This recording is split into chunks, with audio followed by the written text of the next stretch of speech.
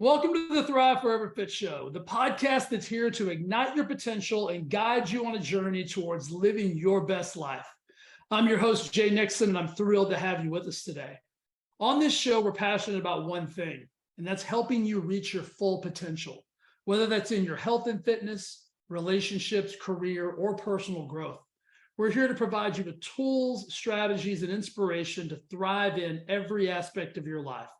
Each episode will dive deep into topics that matter most, featuring insightful interviews with experts, thought leaders, and individuals who've achieved extraordinary success.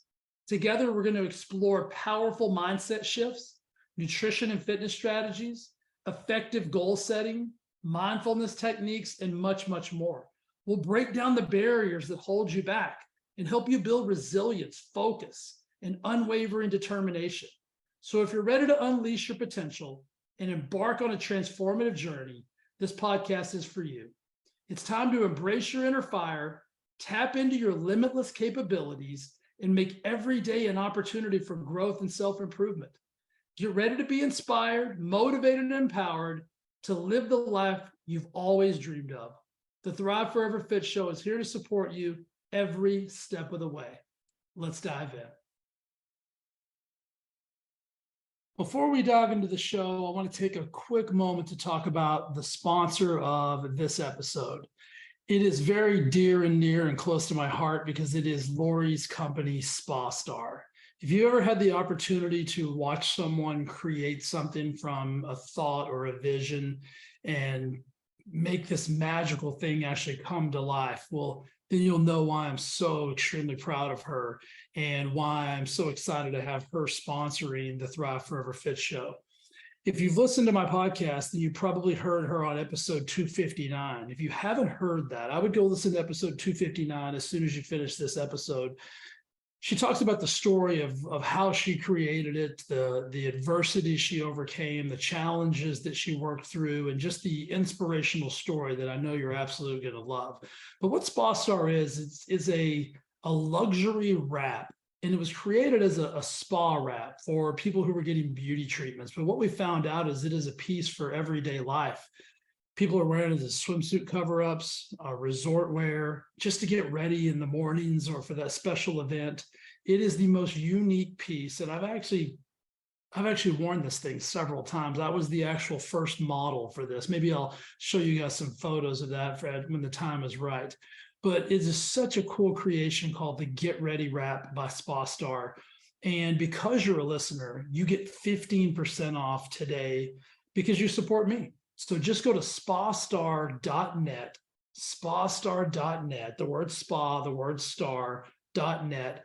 And at the checkout, enter Thrive15, THRIVE 15, and you're going to get 15% off of your Get Ready wrap. So many of my clients already have these and absolutely love them. We're selling them all over the country and all over the world, for that matter, to high-end luxury spas and to people just like you that are using them inside of their own homes. They're traveling with them. They're using them at the pool. It's so really just unbelievably cool to see and witness. And I'm so blessed to be a part of it.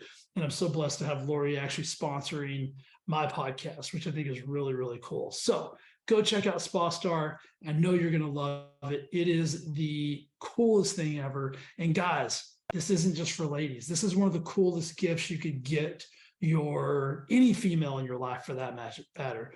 If Lori hadn't have created it, I would buy them for her as a gift to show her my love and appreciation. So dudes, if you're listening and you need to get a gift for your significant other or some special person in your life, go to spastar.net, grab a Get Ready wrap. There's all kinds of colors. There's black, there's sage, there's a berry color, there's a gosh, I just went blank. There's a kind of a greeny, kind of avocado-y color. Really cool. You're definitely going to love these, I promise. So go to spastar.net, check it out, support Lori. And Lori, thank you for sponsoring the show. All right, let's get to the action. I believe we are in an absolute battle, if you will, between average and excellence. I think it's a mindset shift, first and foremost. I think it's an attitude shift. I think it's a psychological movement. And then I think that has to translate into a physical movement of action. Thoreau said, most men lead lives of quiet desperation. I would modify that a little bit in today's society. In 2023, I would say most humans are leading lives of quiet desperation. I truly can't stop thinking about this. I can't stop thinking about what I'm witnessing, what I'm listening to, what I see in society, what I see right in front of my face. And that's that most people have gotten so comfortable thinking, speaking, performing, just being average or below. It's become the new normal. It's become the status quo. It's become okay. It's become acceptable. And the problem is this: most people are hanging around with people who accept this from themselves and from the people that they're associating with. That's part of the problem. But we've got to start holding each other accountable to being better. And when it comes down to average versus excellent, which one would you pick? Like, if you were simply just given the choice, which life would you want to live? The average life or the excellent life? And I'm talking about in all facets.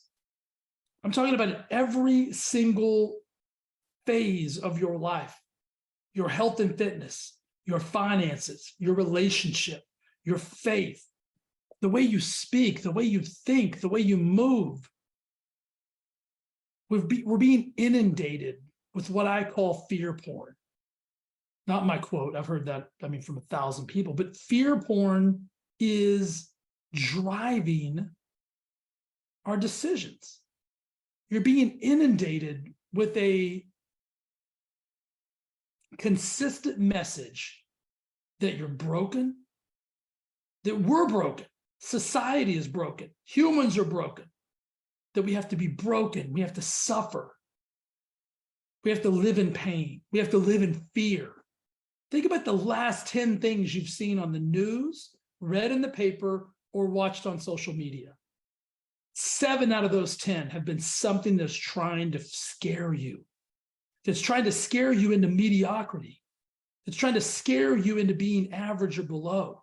That's telling you to shut up, get in line, be quiet, and don't make any waves.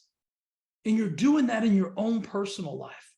I want to transition for a second away from the societal situation and bring this down to the granular level of you, the granular level of how you make decisions based on your own environment and your own ecosystem.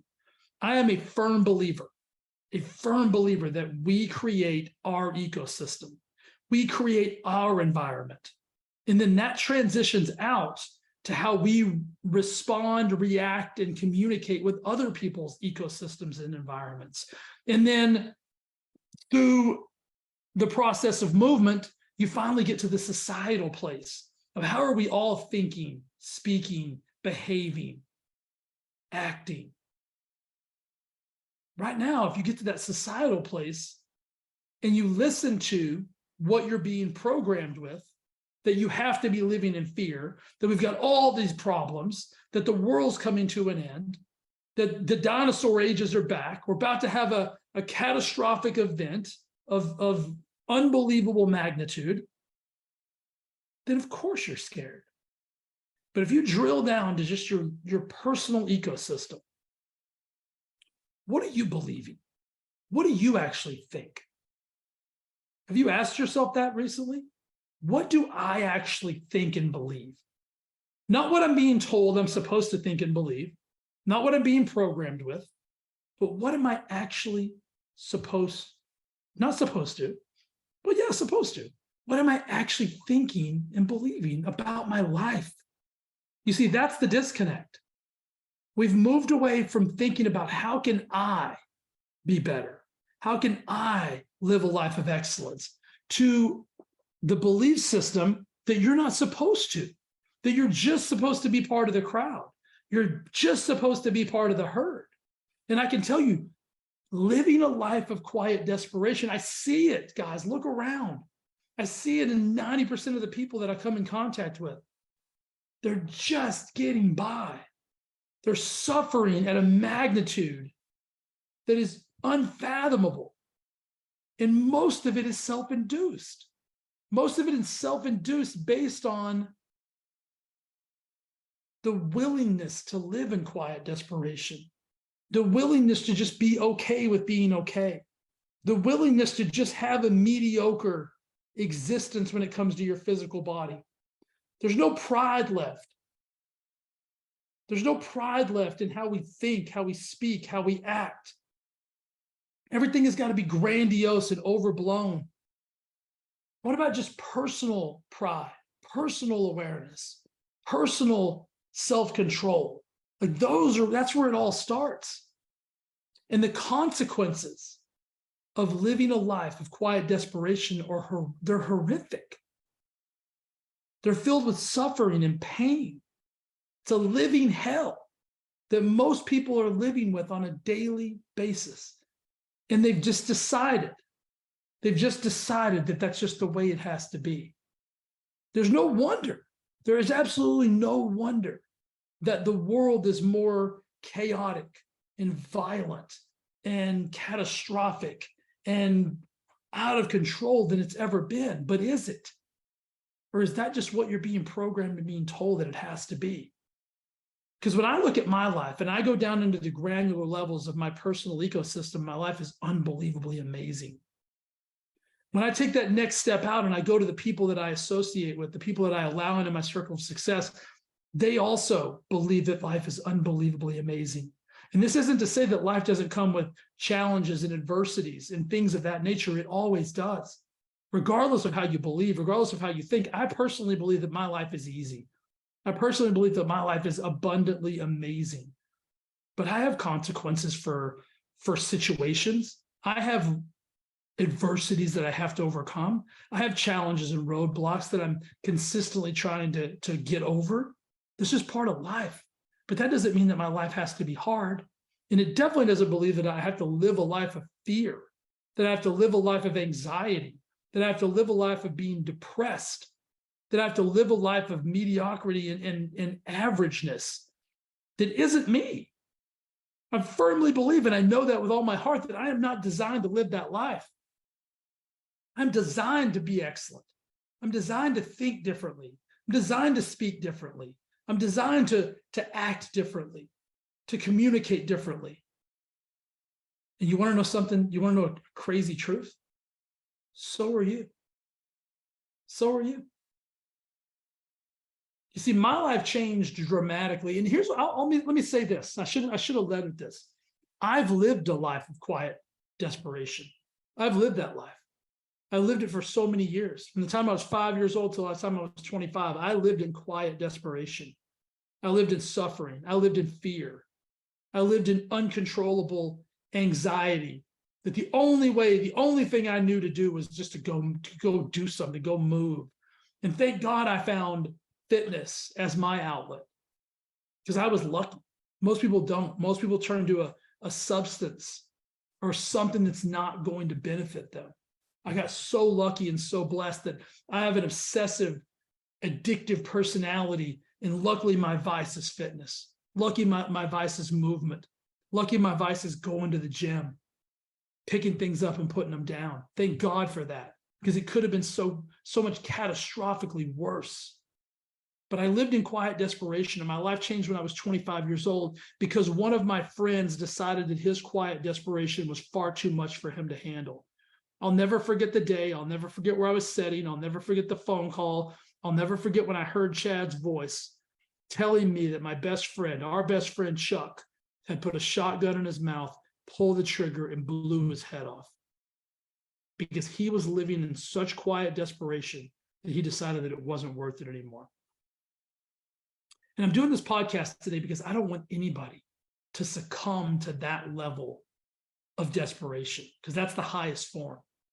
And it was that day at 25 years old that I made the decision that I would no longer live quietly.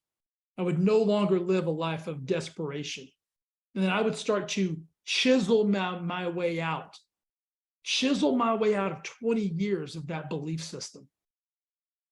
And I did it through the use of positive psychology. I read everything that Dr. Wayne Dreyer wrote. I started listening to podcasts. There weren't even podcasts back then. There were more like, I guess you'd call them like seminars. I started listening to seminars. I started surrounding myself and inundating myself with the positivity of human psychology and what we were all born to be and what we were all capable of. And I realized on that date that I could no longer be that way. And what I want you to realize is that you no longer have to be that way. You see, the force of average is real. The force of average is the force that keeps you stuck. It's the force that keeps you ordering that same food that you know is harming you. It's the force that keeps you consuming those same beverages every night that you know are harming you. It's the force that keeps you stuck in that relationship that you know is not good for you. It's the force that creates the belief system that you don't deserve to make more money. It's the force that makes you believe that these have been my friends forever, so therefore they have to be my friends forever, even though the relationship is holding me back and harming me. That's the force of average, and it is so powerful. Look around. 90% of the people on the planet right now are being consumed by the force of average. Mass media, mass production of any kind of transactional frequency right now is leading you into the cattle pen, the herd, the force of average, because they want you to stay stuck with everybody else. Because if you're stuck around a bunch of people that believe that same thing, that you're supposed to suffer, and suffer quietly, please. Don't make too much noise. Suffer in desperation. Be desperate to change, but not know how to do it. Be desperate to change, but not have the resources or the belief system that you can. Who the hell is they? I don't even know. But that's what they want. And I'm telling you, you deserve better. You don't need to be stuck. You don't have to be stuck. And you also don't need the scars. You don't need your best friend to do what my best friend did. Hear me today. Listen to me right now. You don't need that. It's not necessary. Take the lesson. Take the lesson from it without having to have the scars. And I can tell you the only way out is to start thinking differently, speaking differently, acting differently, being around different kinds of people, not inundating yourself with this model of comparison. And the comparison thing works two ways. Here's the danger of comparison. It either works in this fashion. You see all these social media highlight reels and these amazing lives, these amazing bodies, these people throwing millions of dollars on the top of a Bugatti, like people flying in private jets. You see that, and that keeps you stuck because you tell yourself, I could never have that. I make $37,000 a year. I make $60,000 a year. I make $120,000 a year. I can barely make ends meet. I'll never be that. So that comparison keeps you stuck. And here's how the other comparison keeps you stuck and may even be more dangerous. You compare yourself to people who aren't living their best lives. And that might be the people that you're hanging around with. That might be your friend group, your peer group. And when you look side to side and you see they're not doing anything and they're just falling in line and they've let their bodies go. They've let their minds go. They've let their spirit go. Then you can look side to side and say, well, I'm not so bad. I'm not so bad. This isn't so bad. Maybe this is how it's supposed to be. I'm here to tell you that it's not. It's not supposed to be that way. You're supposed to get up every single day and feel so abundant and so blessed and so grateful that you're living a life of excellence. I'm telling you guys, excellence feels so much better than average. And it's a belief system first and foremost. And then that belief system has to transition into the words you use, the thoughts you think, the actions you take. And when you start doing all of those little things, life gets exponentially better. But you've got to get yourself out of that rut. You've got to stop thinking that it's okay just to be okay, because I promise you that level of okay is just your new normal, and it's not. And when you start feeling excellent, when you start behaving, thinking, speaking, acting, being around people that have that same belief system, you will realize how horrible. Remember, the consequences of average level thinking are horrific. They're horrific. Look around. Do you think people that have an excellent level of life and an excellent level of psychology and all of those things, do you think they're the ones that are committing these heinous crimes? Do you think they're the ones that are preaching hate? Do you think they're the ones that are masking the problems that are going on in the world with nonsense? No. Excellent people don't do that. Excellent people want everybody to be excellent. They want everybody to think in abundance. They want everybody to win because they know that there's a universal abundance. And you've got to shift your level of thinking. And it's everything. The way you're treating yourself, the way you're treating your physical body. I talked to a buddy of mine and he said, man, I went to the movies, which I never do, a few weeks ago. He said, and every person I saw had gone to a level of personal punishment with their physical body. He said, the men I saw in this theater were 50, 60, 70, 80 pounds overweight, and then carrying the largest bucket of popcorn and the largest soda they could to go sit in that seat for 3 hours and escape life. You see, quiet desperation leads to escapism. And you escape through various mechanisms. You escape through food. You escape through booze. You escape through video games. You escape through Netflix. You escape through isolation. And all of those things combined just keep you where you are. They just keep you stuck. And I'm here to tell you, no matter where you are, no matter the level of overwhelm you feel right now, you can get out of it. You can get out of it. I lived in it for 20 years. 20 years. Fear, suffering, anger, anxiety, mediocre levels of life. At one point in my life, because of that 20-year span, I had $40,000 in credit card debt. And I'm going to tell you why. It wasn't because I was irresponsible with money. Hear me here, because most of you are thinking, well, of course you're irresponsible. And yes, I was. But that wasn't why I had it. It was my belief system. My belief system during that time span from 5 to 20, and no, I didn't have a credit card when I was 5. But when I got into I think I got my first credit card when I was like 18 or 19 years old. And between 19 and 25, I racked up over $40,000 in credit card debt, student loan debt, you name it. I was probably over $100,000 in debt. I'm here to tell you today I have zero debt, zero, not a penny. I own everything. If I put something on a credit card at the end of the month, because I'm a credit card company's worst nightmare because I carry no balances. But here's why I did it. My belief system was that I wasn't going to be here long enough to have to worry about it. Think about that. My belief system was, I'm not going to be here long enough to have to worry about it. And that's how I treated my physical body. That's how I treated my relationships. That's how I treated my faith. That's how I treated my work, my finances. That's how I treated myself. I had a belief system because I was living in quiet desperation that I wasn't going to be here long enough to even have to deal with it. It's going to be somebody else's problem. Think about that. And I had no idea that my friend Chuck was suffering. I had no idea he was living in such desperation that he chose the ultimate end to it all.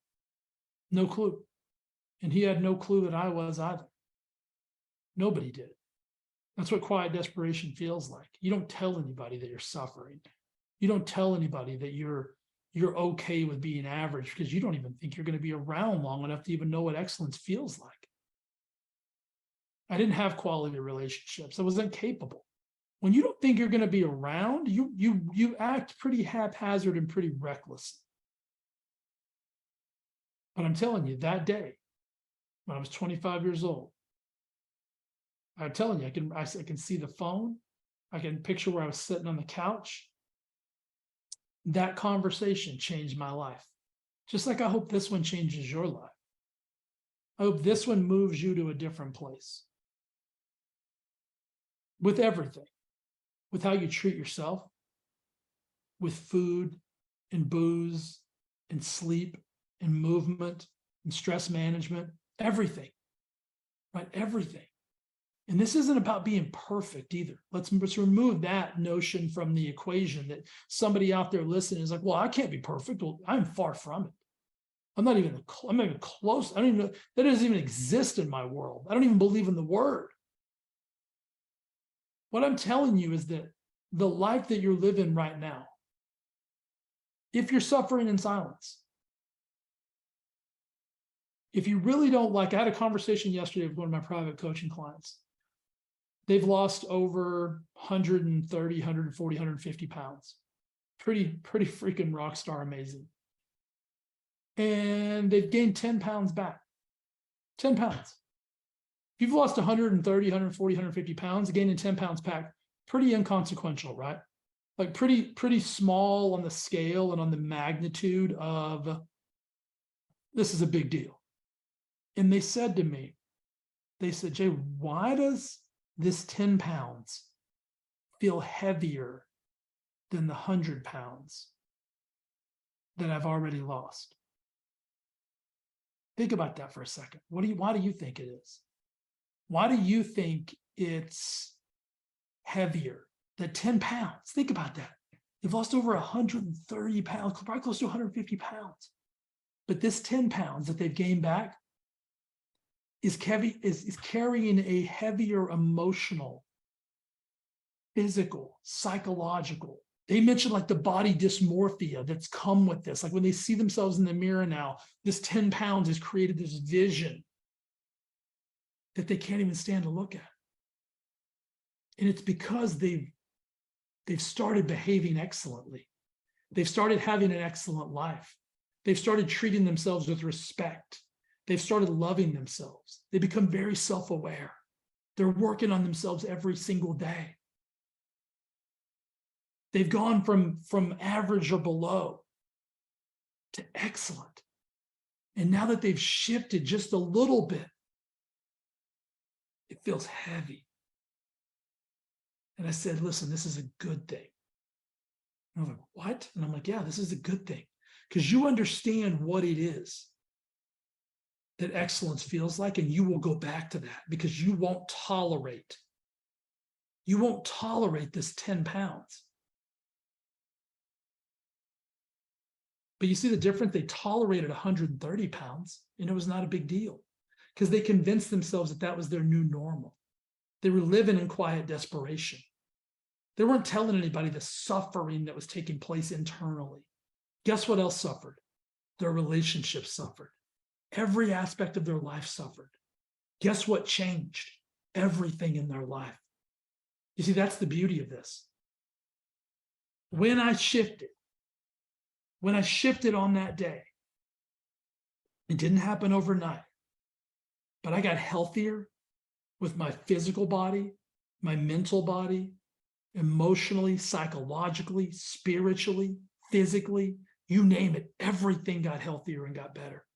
I went from living in pain every single day, physical pain, to feeling amazing. Guess what else got better? My relationships got better. I lost my best friend. And because of that, my relationships got better. I started to develop real relationships. I started to have conversations about what was really going on, my real feelings, my real thoughts, my real emotions. I started acting like someone who cared about other people should act, someone who cared about themselves should act. Guess what else got better and went away? I had an average level thinking about money because I didn't think I was going to be here. Every ounce of that debt was paid off. Every penny was paid off. Guess what happened with my jobs, my work? They got better because I started respecting myself enough to not think in the short term that I'm not going to be here long enough. Who gives a crap? And I started being the first one in, last one out. I started doing everybody else's work that they weren't willing to do. And I moved up the ladder quickly in all of my positions. And it led me to a place where now I'm capable of doing what it is that I'm doing today.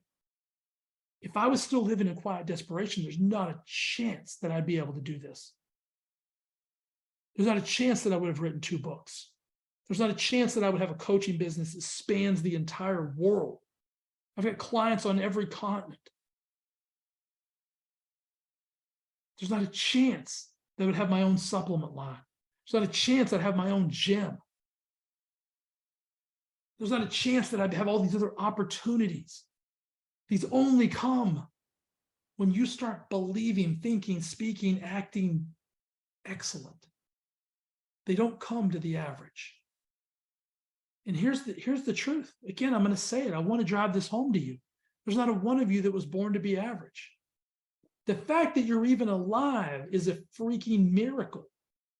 If you look at the scientific process of what it takes to create a human, you're a miracle. A miracle. Let me ask you this. When you think about miracles, do you think about average? Have you ever heard anybody say, well, that's an average miracle? What do people say about miracles? They say, that's unbelievable. That is extraordinary. That's excellent. That's, oh my God. That's you. That's you. You've downgraded yourself to a belief system that you're not special. When you are. You've downgraded yourself to the way you think. You've downgraded yourself to the way you speak, to what you believe you deserve, to what you believe you're worth, to what you believe you can have. You guys have probably heard me say this 1 billion times. I firmly believe you can be, do, and have anything in this world that you choose. You are worthy of. And then you take the necessary steps and actions and consistency to go get that thing. I had a belief system for a long time that I was supposed to suffer, that bad things happened to me. I was poor my whole life. So I decided I don't have to be poor. I had crappy relationships my whole life until I decided, who's the common denominator in that? Well, it's me. What if I get better? What's going to happen? My relationships will get better. I was overweight the majority of my life until I decided I don't have to be overweight. I don't have to be what my brother would say, the chubby kid. I don't have to be that. That's not who I was born to be. I wasn't born to have love handles. I wasn't born to be embarrassed to take my shirt off. I was born for excellence. Everything changed. My physical body changed. My mental body changed. Everything in my life changed. What I believed I was worth changed. And it all changed with my belief system about who I was born to be. I firmly believe every single one of you listening to this right now was born to be something extraordinary. You were born to be something that you probably can't even fathom right now. If you would have asked me 30 years ago, Jay, is what you have right now, if somebody would have written this out on paper for me right now, handed it to me and said, this is your life, I would have said, man, you got the wrong guy. You got the wrong guy. Like, that's not me. Like, I suffer. I'm in pain. That's not me, man. I changed my belief system about what I was capable of. And when I did that, I started thinking differently. I started acting differently. I started hanging around different people. I started believing that I was capable of anything. When you believe you're capable of anything, you become capable of anything. Like, it's just a frequency that you cannot describe, that you cannot believe. And I promise you this, you're worth it. But you got to believe you're worth it. You got to believe you're worth it on the worst day. You got to believe that you can do this on the worst day. You got to believe that you're capable on the worst day, because there will be those days. But here's my promise.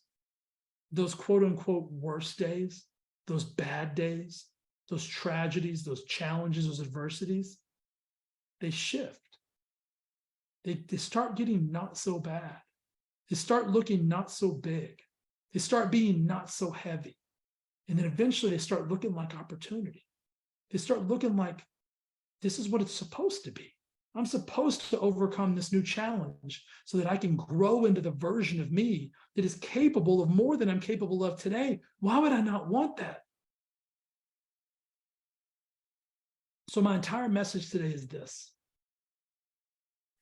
Most humans are living a life of quiet desperation.